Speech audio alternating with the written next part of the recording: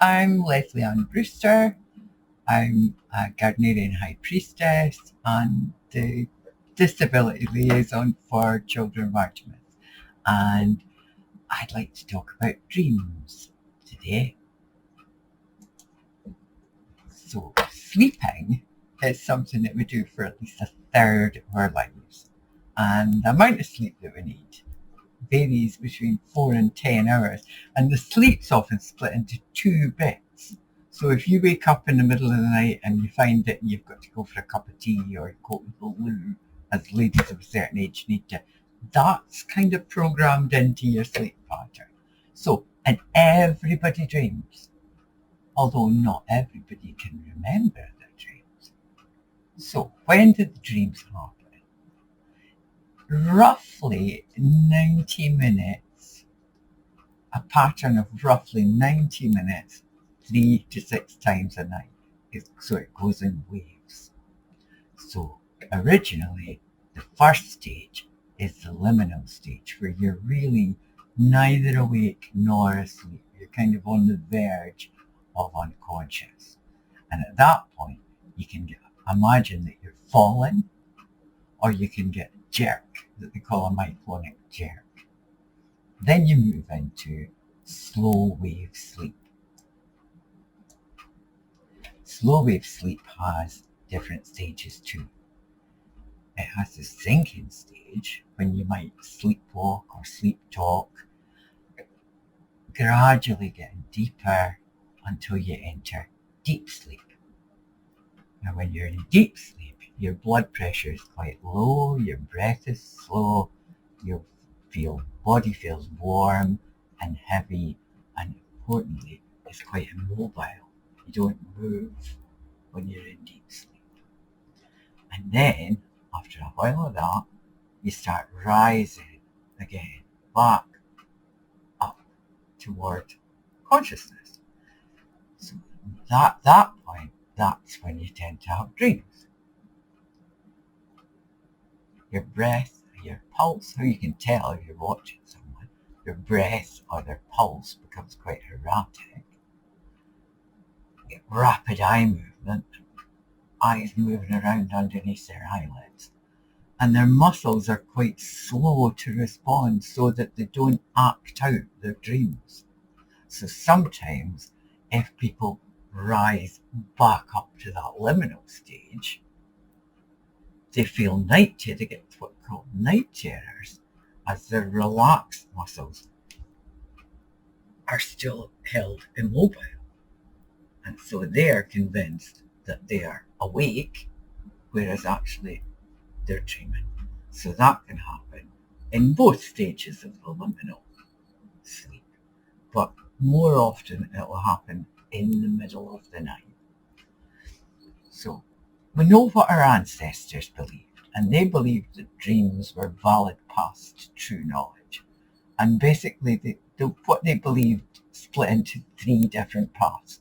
They either believed it was another reality or another existence, or they believed that they were getting visits or messages either from or messages. You could deliver messages to your ancestors, gods, spirits, whatever was particular to your society. And the other thing that they thought it might be would be some kind of warning from the ancestors, the gods, the spirits, or from your body itself of impending illness, doom, disaster, misfortune, whatever. And of course, royals' dreams were taken more seriously because they had responsibility for more people. So the idea was that the gods would more likely speak to them directly. And then what they felt they could translate into care for the family of their country. So incubation was a common practice all throughout the world. Ill or troubled people would offer, pray, even sacrifice to a particular god or spirit, particularly in a sacred place, and then maybe be assisted to sleep. sleeping in that secret place, the dreams that they had, they would tell to the priests, and the priests would interpret them. Because even then they realized that dreams tend to happen in symbols. So it took someone with some expertise and experience to interpret the dream. They started to write them down, these dreams, the dreams that were had, and sometimes what happened after them, the significance that they had. So in the 7th century BCE, the Nineveh tablets of a king called Assurbanipal from Assyria were records of particularly the king's dreams and the symbols that were in them and the consequences that occurred. In Pharaonic Egypt, for example, there's a papyrus called the Chester Beatty papyrus that dates to 1350 BCE.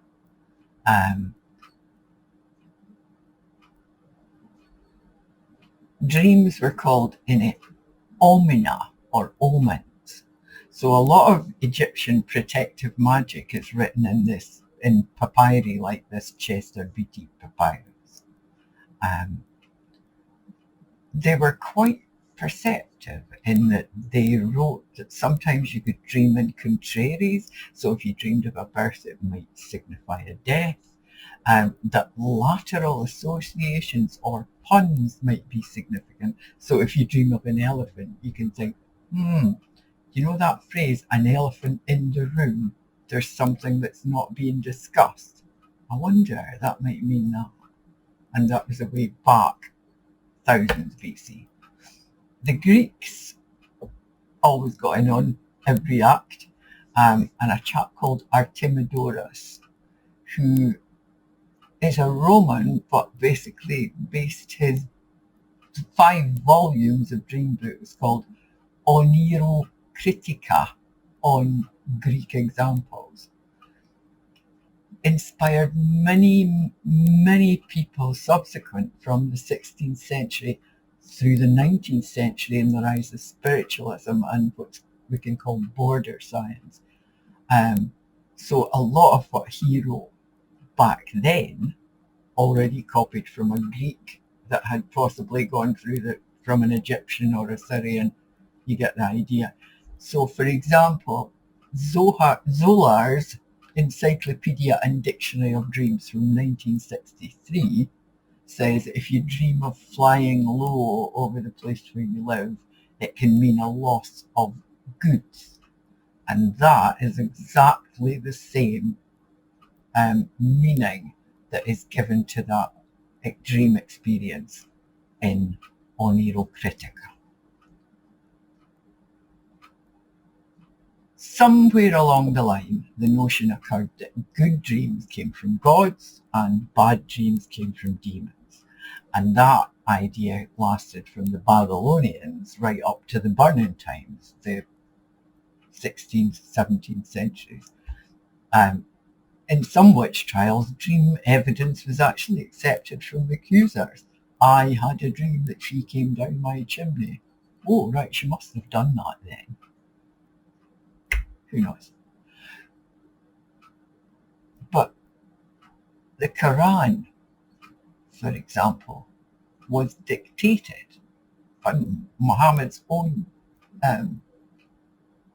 account was that the Quran was dictated to him by the Archangel Gabriel. As the Book of Mormon was supposedly was brought on golden tablets to Brigham Young by a different angel whose name I can't remember, but I'm sure any Mormon raised people will be able to supply it. So moving from around the time of the 19th century, when there was a great massive interest in spiritualism and occultism and all sorts of isms, and societies formed and people were investigating the unconscious to an extent that they never really had been scientifically before. A chap called John Abercrombie, a Scottish surgeon, began to look at dreams in a more scientific way, and he was one of the sources that kind of informed Freud.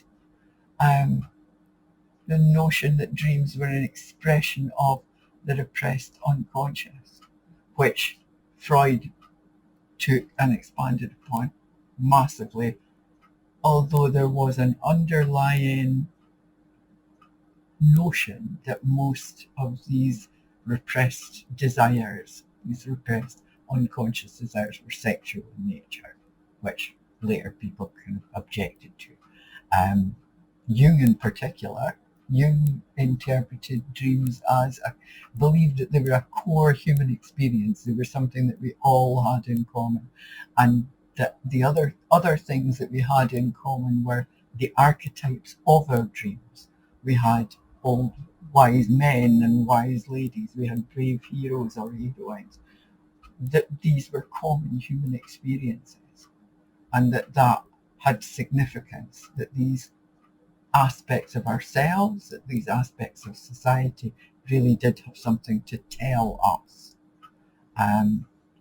in our effort to balance who we are and who we are not, who we would like to be and who we try not to be, and our, for the want of a sort of better term, and less gendered term, our male and female balance.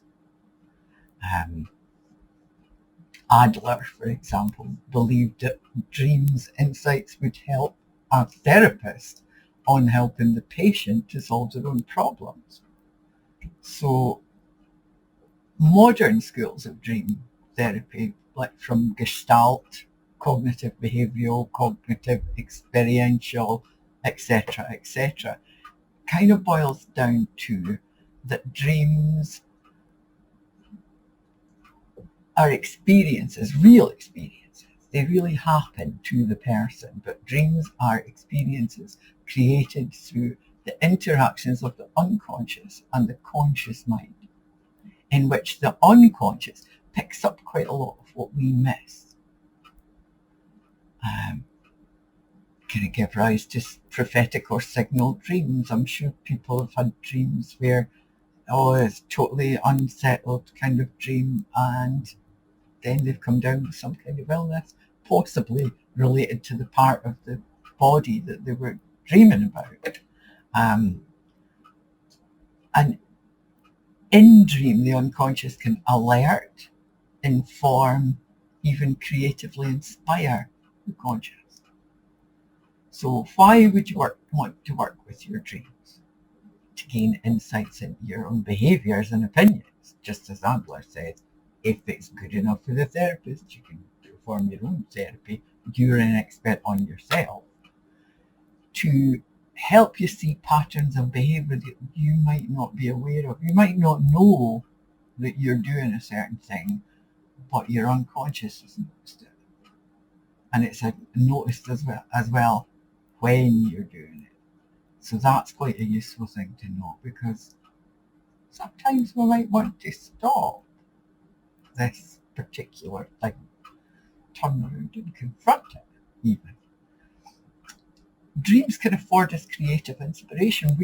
While we dream a thing, we can picture it. And we haven't pictured it, we can still picture it subsequently.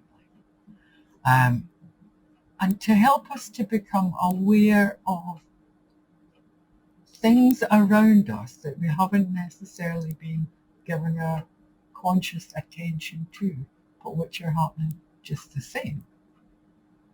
So, can be useful. So, but what if you don't remember your dreams? So, what can help you remember your dreams? Well, one helpful thing is to make an affirmation. I remember my dreams. Tonight, I shall remember my dreams.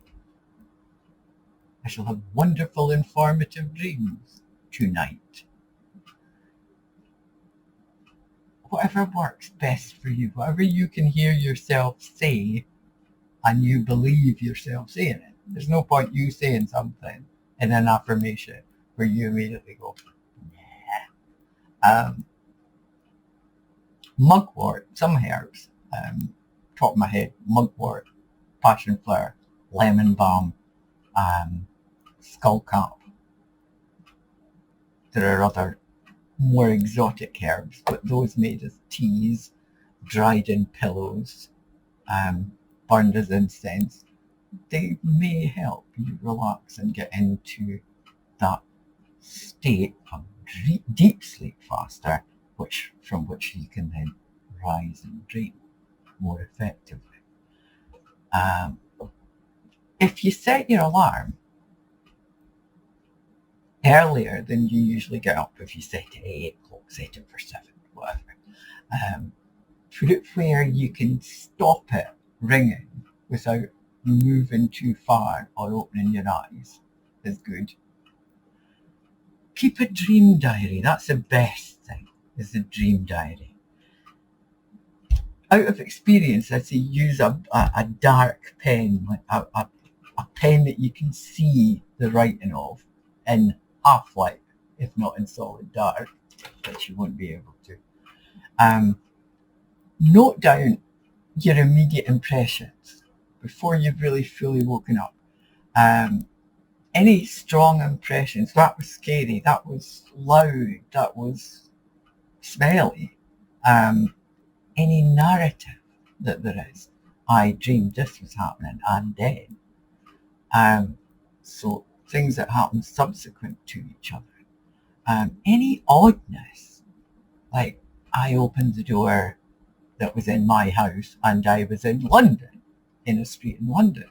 Well, that's kind of odd. That's telling you something of similarity between your house or head at the moment and where this place is in this other location. The dominant colour are colours. I mean, we know as pagans, as witches, that colour has significance, and the colour significance remains constant. So reds are passionate, fiery, angry. Blues are soothing, but they can also be depressive or fearful. But once you've recorded everything that you can immediately think of, and it doesn't matter about the writing or having it in sentences or anything like that, even a wee drawing can be good. But once you've got all that out, then you can note what the date, the time, where you are when you had the dream. Take a note of what's kind of happening in your life, roughly. What food you've had, what drink you've had. If you're not drinking the mugwort tea, that is. And then at some point sit and try to interpret it. Now, you can Google it, Google dream meanings. You can consult dream books, dream dictionaries. That's all good. But I would advise maybe consult several different sources until something actually chimes with you. Because, for example, you might get wolves in dreams mean you will be left alone and all your friends will turn on you. I mean, I don't know if that's what they mean, but it might be something very negative. But I love wolves and bears. So if I'm dreaming about bears, I'm quite happy, unless they're attacking me. They have different meanings, perhaps, for me. So rather than go with the standard interpretations, write it down. What does this mean for you? When I think of bears, I think of cuddly, I think of family orientated, I think of protective, I think of sleeping, all sorts of things. And I can unpack that for myself and see what my unconscious is trying to tell me. Because you will then be building up your own dream book, your own dream dictionary, And yeah, it might be that you read a book and it's spot on, and yes, that's exactly what I meant. But it might be as well that you're kind of, I don't think that that's what that means to me. So finding out what are you telling yourself, and what we've found, myself and other friends of mine who do this practice, is the more you listen to your unconscious, the more your unconscious speaks to you. So your dreams become sharper and more involved, but also they tend to reflect more and tell you more, inform you more. And sometimes, if you get in the habit of saying to yourself, am I awake or am I asleep? Even when you're awake, am I awake or am I asleep? How many fingers do you have? If I pinch myself, it's not a joke, that thing, pinch yourself, see if you're awake. If you pinch yourself, you can usually tell I'm awake or I'm asleep. Count your fingers. Try to put a light on. It's very hard to put a light on for some reason in dreams. Once you work out, oh, I'm in a dream, then you can begin to take control of that dream. And it's called lucid dreaming, and it is the best fun. Also, it's useful, but it's honestly the best fun. Paint and sculpt images from your dreams. See what emerges, because sometimes the image itself doesn't mean very much until you're working with it or you've got it in 3D. And suddenly perhaps, right, that reminds me of someone or something, and you get a lot out of it. Plus, especially if you're kind of looking for inspiration, and at this particular time, let's face it, what are we doing? Sleeping is one of the things that we're doing quite a lot of, I think. It might be fun as a practice to start, and it will definitely help with your magic, because it's all about what we perceive and experience. The more we know, knowledge is power. So, enjoy yourselves. I hope I haven't waited on too long. Be safe and blessed be. Bye.